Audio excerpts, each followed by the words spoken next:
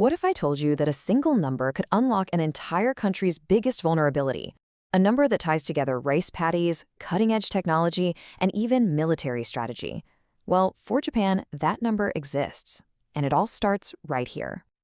70. That's the average age of a Japanese farmer. Just let that sink in for a second.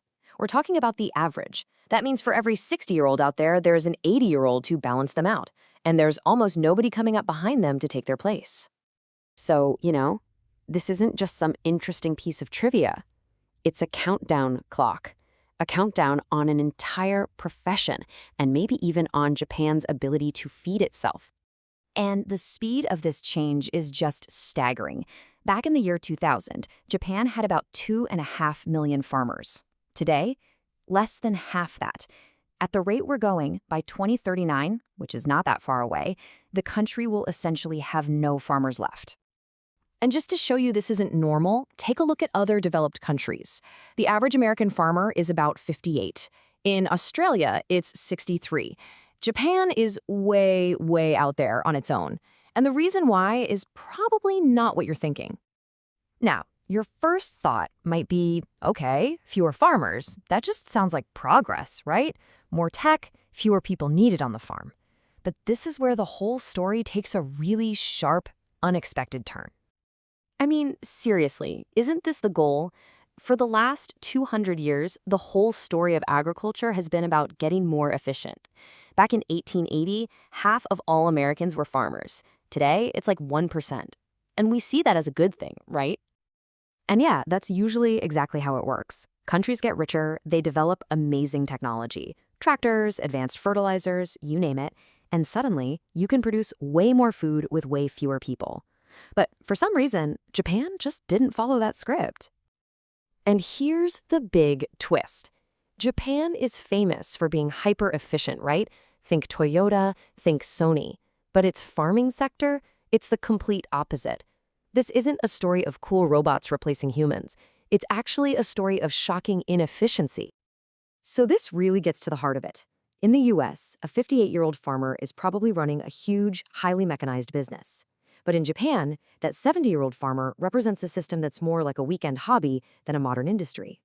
And the biggest reason why comes down to one thing: scale. The average farm in Japan is just 7 acres. I mean, try to picture that. It is tiny. Now, compare that to the average American farm, which is 462 acres. The difference is it's almost hard to comprehend. And that single fact is at the root of this entire inefficiency problem. So how did it get this way? Well, it's a perfect storm, really. You've got history. After World War II, land reforms broke up big farms into these tiny little plots. You've got geography. Japan is incredibly mountainous, so there isn't much flat land to begin with. And then there's the culture. For many, farming is a part-time thing you do in retirement, not a full-time job. The result? You get this incredible artisanal food, like that $100 melon you hear about, but you absolutely cannot feed 120 million people with it. Okay, so if you can't grow enough food for your own people, you have one option. You have to import it. And this is the moment an agricultural problem spirals into a full-blown national security threat. Get this, Japan only produces about 37% of the calories its own people eat. And what's even crazier is that the Japanese already have one of the lowest calorie diets in the developed world. So they're importing over 60% of a diet that's already incredibly lean. Think about it like this. For most countries, global trade is a great way to grow the economy. For Japan, it's not a choice. It's about survival. They have to import food or people starve. They have to import fuel or the country goes dark. It's that fundamental. And this dependency isn't just about food. It's across the board. Look at energy. They have to import almost all of it. Even their legendary manufacturing industry is totally dependent on a constant stream of imported raw materials to keep the factories running. So this creates a terrifying vulnerability, right? Japan's entire existence hinges on these global shipping lanes staying open. But what if they're threatened? Can Japan even protect its own lifeline? I mean, just look at where Japan sits on a map. It's in a really tough neighborhood. It's surrounded by 3 nuclear powers: China, North Korea, and Russia.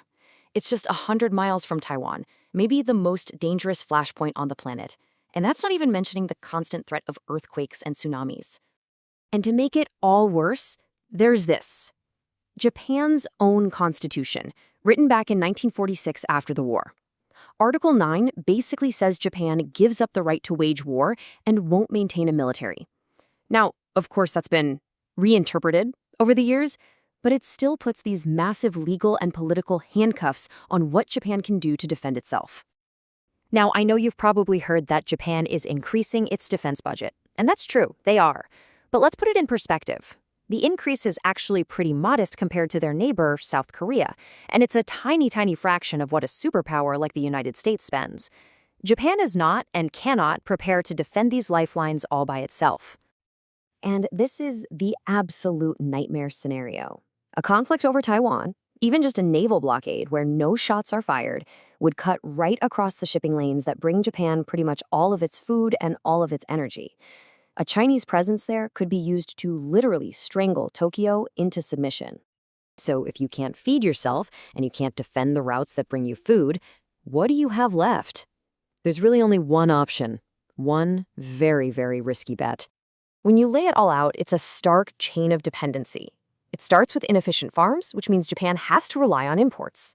Its own constitution limits its ability to defend those imports, and that forces them into the final critical link, a total, absolute reliance on the United States to protect the sea lanes that keep their country from collapsing. And that's where this all leads, to one final unsettling question. Japan has built its entire modern society on global trade, a system protected by a promise from an ally. In a world that feels less and less certain every day, what happens when your very survival depends entirely on someone else's promise?